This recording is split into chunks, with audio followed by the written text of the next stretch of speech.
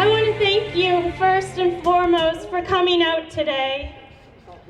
We know how hard it is to take time out of your busy days over and over and over again to come and stand up in opposition to Bill 11.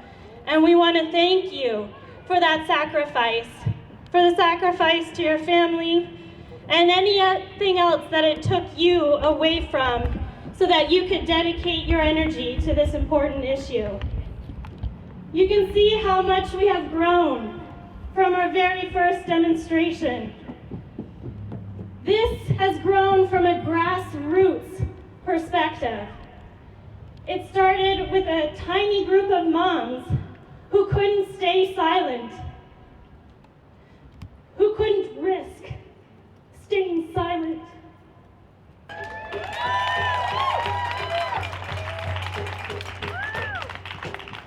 Giving voice to an issue that isn't about vaccines, that is about freedom, that is about community, that is about the kind of society we want to exist in, that we want to raise our children in, and that we want to leave for the generations to come.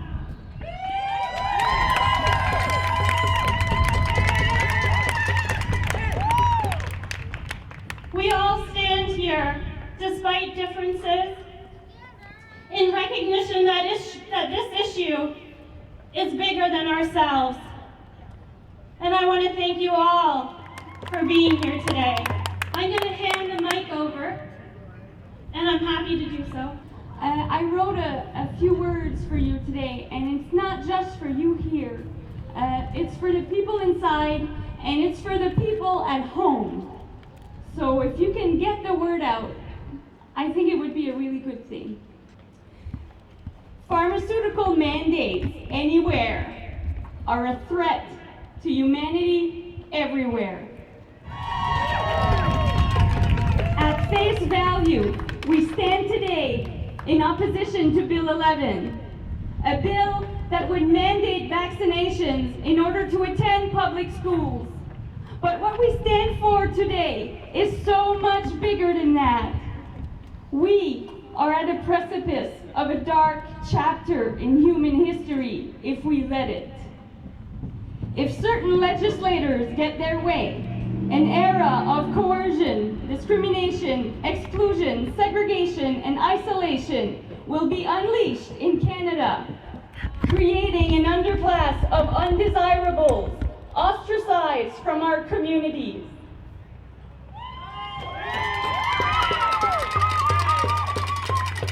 To think that some legislators are trying to sentence our children to a permanent state of isolation is cruelty to the human condition.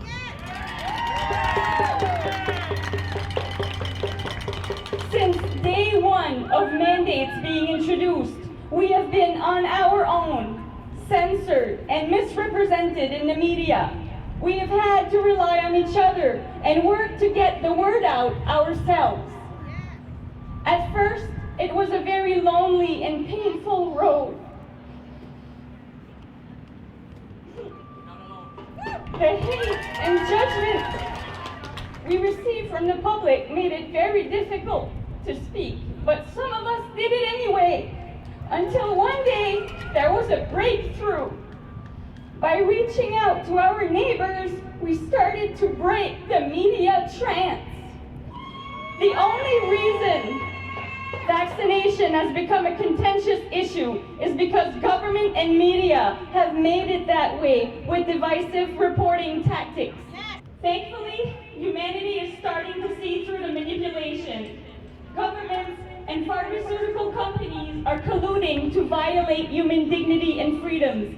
And in order to achieve that goal, they had to divide us and make us turn on each other so that we would be too busy fighting amongst ourselves and silencing ourselves and each other while they go on with their plans uninterrupted.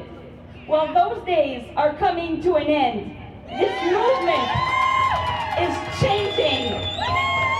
We know the seriousness of the grave abuse of power. We know that pharmaceutical mandates of any kind sentence all following generations to lives in which they have zero say over what happens to their bodies. Mandates destroy the last line of defense between a human being and scientific experimentation and scientific error.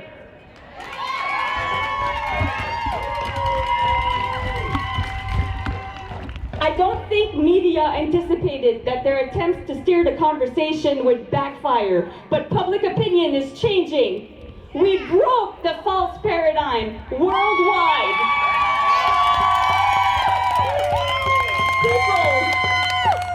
People started talking to each other, and we realized that we were not as different as media made us out to be. It became evident that those who stand for medical freedom do it out of love for their children and their fellow human beings.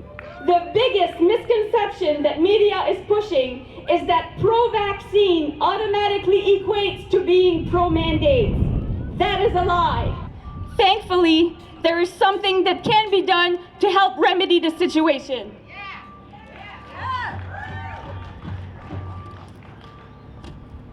The single most important thing that people can do to defeat mandates once and for all on this planet is to break the taboo. Turn this topic into an acceptable topic of conversation. Normalize it. Share this with others in order to wake people up to the fact that folks who were once divided are coming together. There will come a time when it will be frowned upon for politicians to vote for mandates. And they need to realize the inevitability of this reality and stand on the right side of history. This is bigger than Bill 11. Until humanity as a whole is protected from pharmaceutical mandates, the medical freedom movement will always be there, growing. I have great hope for humanity, even if we don't know what's around the corner. So much progress is being made. We're breaking new ground, one conversation at a time. When enough of us say no, mandates will be defeated on this earth. It's only a matter of time. My dream is that one day the people affected by vaccine injury will be let out of the closet of political correctness and will be allowed to step into the light, where they may be treated with the dignity they deserve once and for all. Together as one humanity, we will be free. Thank you.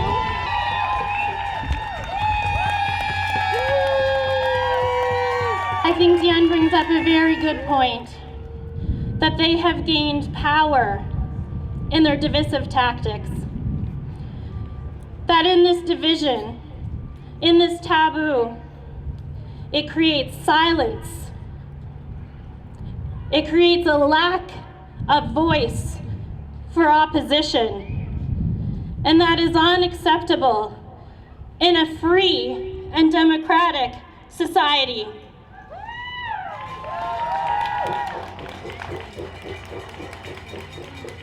I've heard Mr. Carty say, there's not two sides to this issue. I think we've proved something different. We stand here as the other side. And he thinks there is power in not engaging with us, in not coming to the table to dialogue, in not proving that there is justification for a bill such as this in New Brunswick.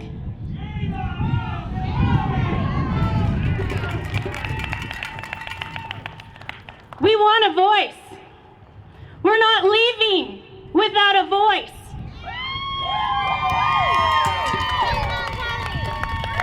They can no longer hide behind this as an anti-vaccine issue, which is easily dismissed. We want justification. We want proof. And we want it today. We will have our questions answered. It's not enough to push us aside. It's not enough to call us anti-vaxxers. and not engage in a discussion about the merits of this bill? How many of you were here for the Bill 39 testimonies? We were 6. Bill 39, for those of you who might not know, preceded Bill 11 and is absolutely identical in wording with the exception of the inclusion of the notwithstanding clause in this bill. I listened to the testimony of Mr. Carty and the questions posed from his MLAs. These questions remain largely unanswered, and this is what you hold in your hands today. And we call on Mr. Carty to come out and speak to the justification of this bill in New Brunswick.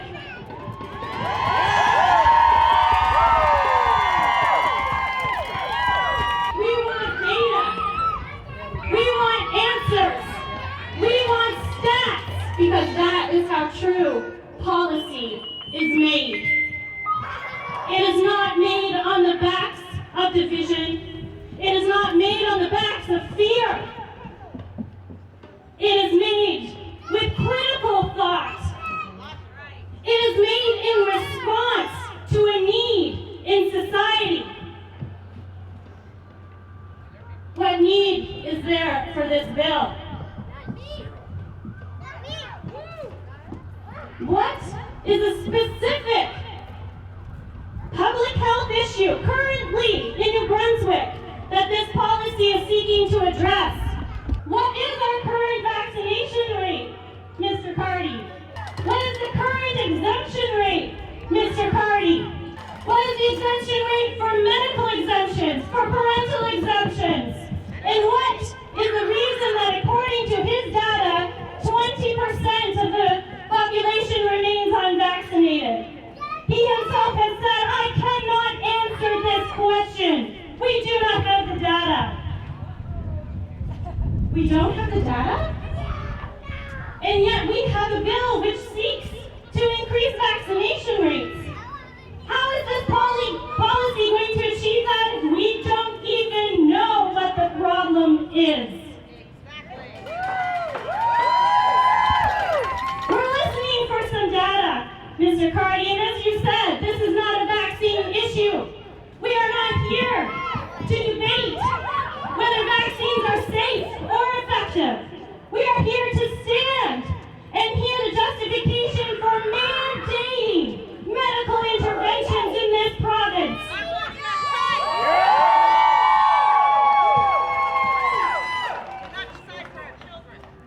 His greatest power in this has said that it is the anti-vax movement that is coming to topple society and put us all at risk. Yet he calls us conspiracy theorists. Interesting. Did you know that since 2014, the level of parental objections to vaccination in New Brunswick has steadily dropped? It has not inclined, as he has said, or alluded to, because we have yet to hear the data which shows there is an increase.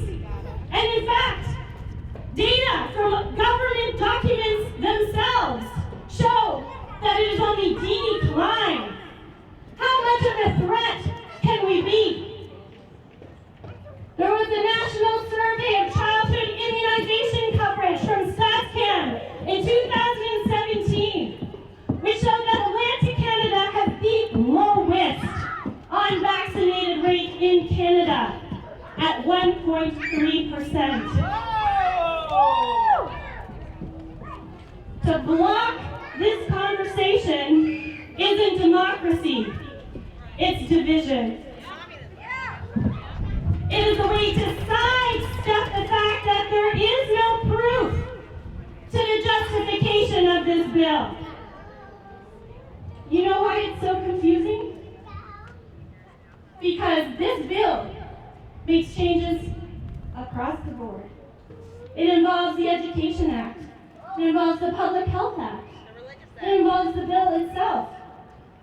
What person in their right mind has time to rifle through all the minutiae that is this bill? And that is what he's banking on. And we're here to hold him accountable and say, it is your job to prove the worthiness of a bill.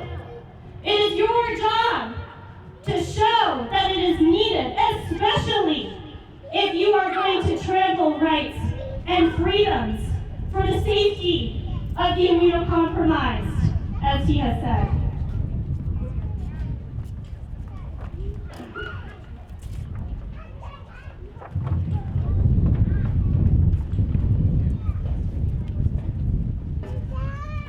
There's this idea that everyone who needs an exemption for medical reasons will be able to get one. Mr. Carty has said that doctors are free to provide medical exemptions as they see fit. That is a quotation directly from him from Bill 39 hearings. And yet, the College of Physicians and Surgeons of New Brunswick has come out to say that is not the case. There has to be proof that a medical exemption is warranted, and there are very specific conditions which must come from very specific organizations, such as the CDC or the Pediatric Society, to give merit to a medical exemption. And you know what? The medical exemption rate in New Brunswick as it stands now is 0. 0.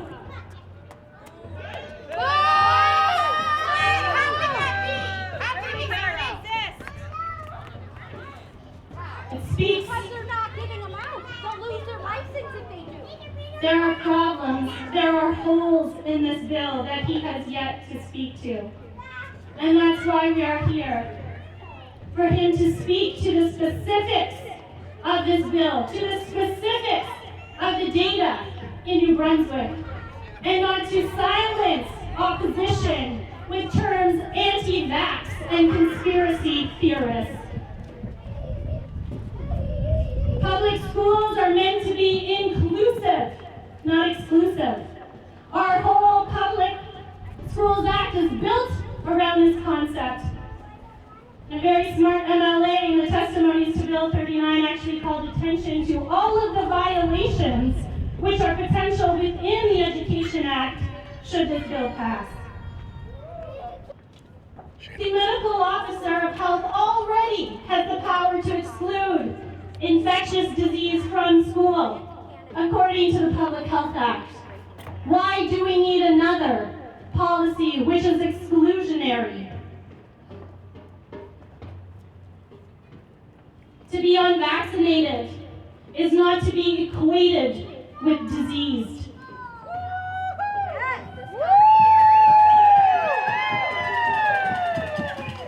Medical decisions are private decisions, not government decisions.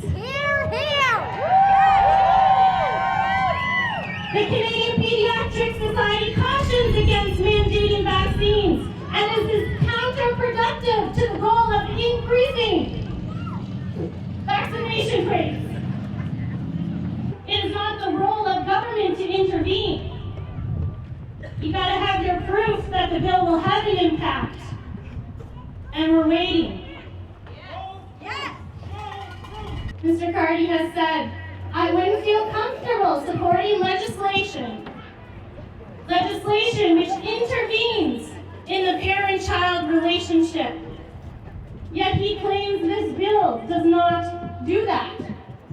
And yet, here we stand with the notwithstanding clause included in this bill, which is tacit acknowledgement of this very thing. It is a violation of freedoms. It is a violation of the sanctity of the parent-child relationship. And Sorry. we want to hear, Mr. Carty, I want to hear you answer to this and not sidestep it with semantics. He claims it's only in the school system. It's everywhere. It's only in the public school system. Yet those children exist in communities. How far is the reach going to be? We let this one slide. We've lost our footing. We're here to say we will not move. And we want answers. We want answers! Show proof! Show proof! Show proof! Show proof! Show proof! Show proof! Show proof! Show proof! Show proof! Hear us! Hear us! Hear us! Hear us! Hear us! Hear us! Hear us! Hear us! Hear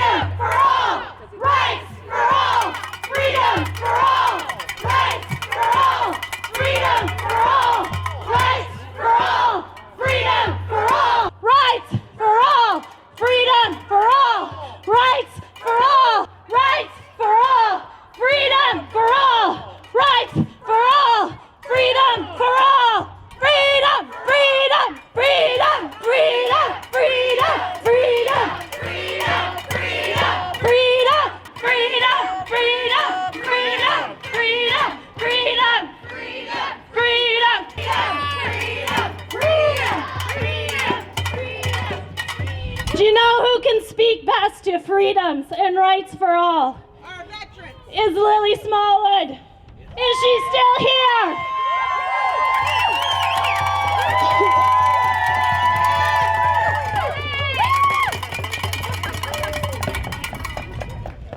Good afternoon, everybody.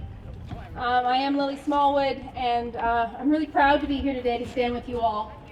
And my kids came with me, those that were able to, and we decided to make some signs. And when I went to make a sign, I couldn't use bristleboard because I'm not a very good homeschooler. But one thing we have a lot of in our house are these little boxes right here. These are the boxes that hold the injections that I give my son every week. These are his immunosuppressants. These are the ones that put him at risk and make him vulnerable. This box holds the formula that my son had to live on a feeding tube, and I have cases of in my house because he needs it to live. So don't talk to me, Dominic Carty, about protecting vulnerable children. That's my job.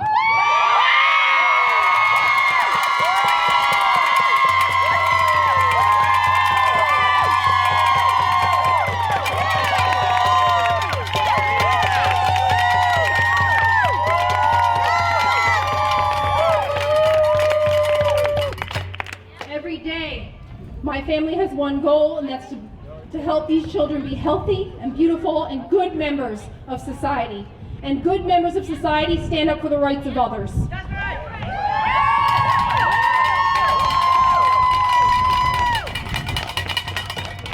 Some kids may get medical exemptions. I don't know who they are, but they might get them.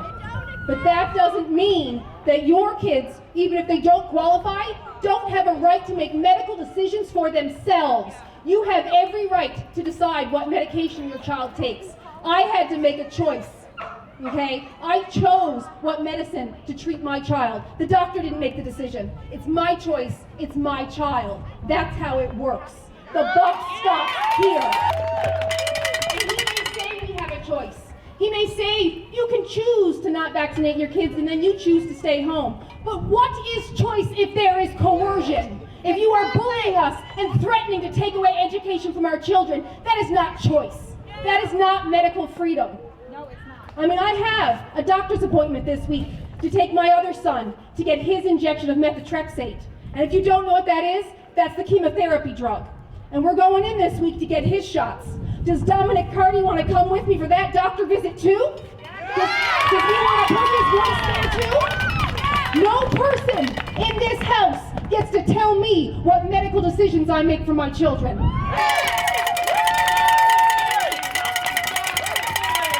how dare he imply that by having no children of his own, he's better equipped to make decisions for kids. Because he's not tainted. He's not tainted by those weak, feminine emotions called giving a damn about the health of your kids. It's the same as a man saying that he's better equipped to make decisions about uteruses because he doesn't have one.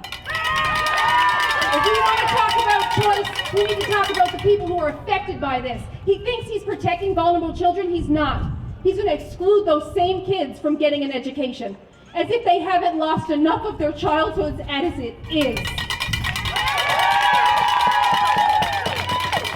I wish I could stay all day, but I have to get home because, like I said, I have 3 kids at home as well as the 2 here, and we're waiting on a call from the hospital to go get that injection booked because this is my life, okay? And I'm not here just to plead to emotions. I'm just telling you, this is my life. He has no idea what it's like. He has no idea what it's like to defend the safety and health care of children. He doesn't have any.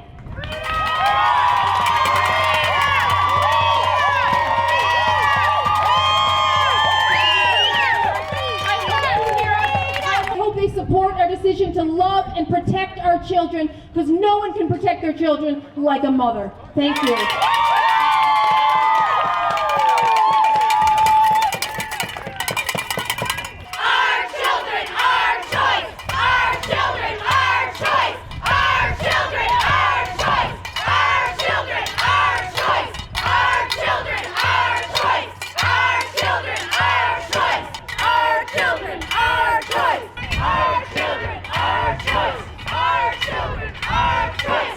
Protect the charter!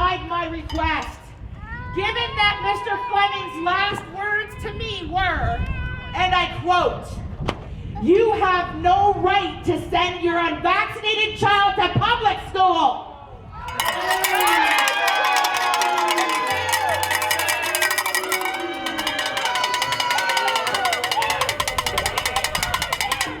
Shame on you! Shame on you! Shame on you! Shame on you! He's my MLA, by the way. And I wasn't surprised that he refused my request.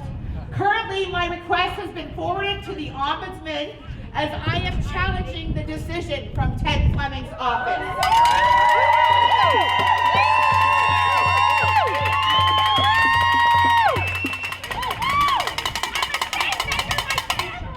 Nothing has happened with the Ombudsman because their office has been closed since I submitted the complaint due to COVID.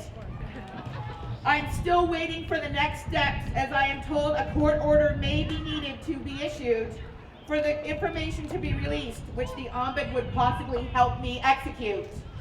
Since Mr. Carney used the measles outbreak as the platform to legitimize his first bill, it would only be fair that the legislators voting on this bill, as well as the good citizens of New Brunswick, be aware of all of the facts before deciding on this life-altering assault on our Canadian Charter of Rights and Freedoms.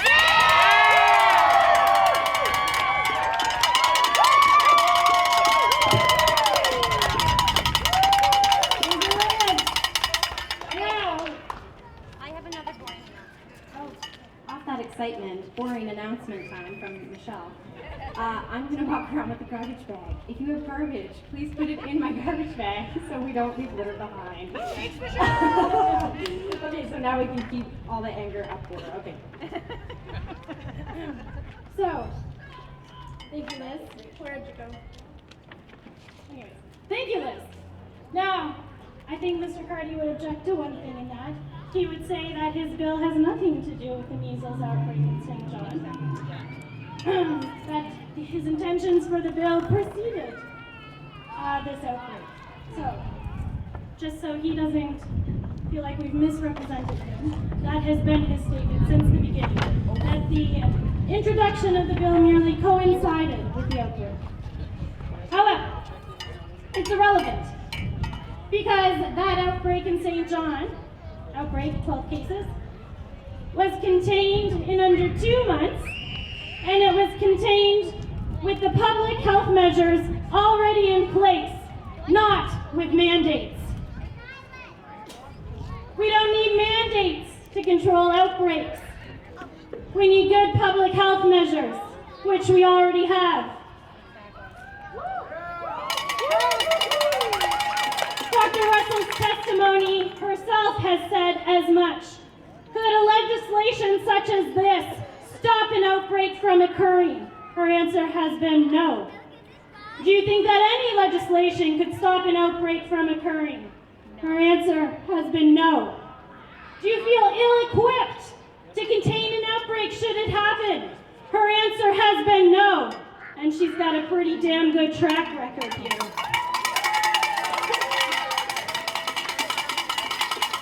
We don't need mandates that take away our freedom. We've got all we need.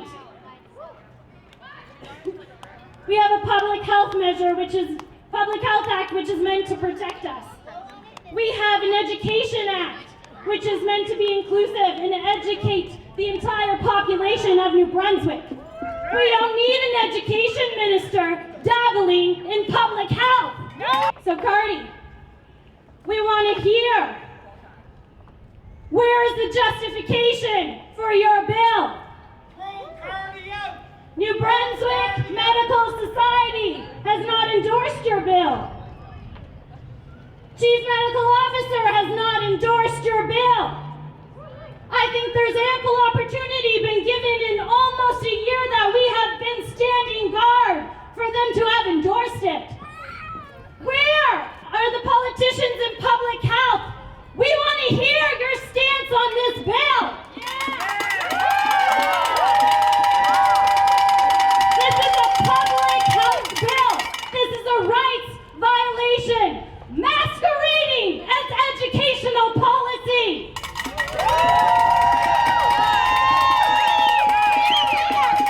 He said he's not a scientist. He said he's not an expert. And it shows. Give us the data! Give us the data! Give us the data! Give us the data! Give us the data! Give us the data! Give us the data! Give us the data! Give us the data! Give us the data! Give us the data! Give us the data! We want answers! We want answers! We want answers! We want answers!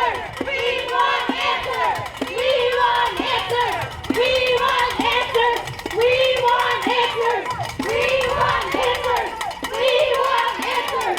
We want answers! We want answers! Show the proof! Show the proof! Show the proof! Show the proof! Show the proof! Show the proof! Show the proof! Show the proof! Show the proof! Show the proof or kill the bill! Show the proof or kill the bill! Show the proof or kill the bill! Show the proof or kill the bill! Show the proof or kill the bill! Show the proof or kill the bill! Show the proof or kill the bill! Show the proof or kill the bill! Show the proof or kill the bill! Show the proof or kill the bill! Show the proof or kill the bill! Show the proof or kill the bill!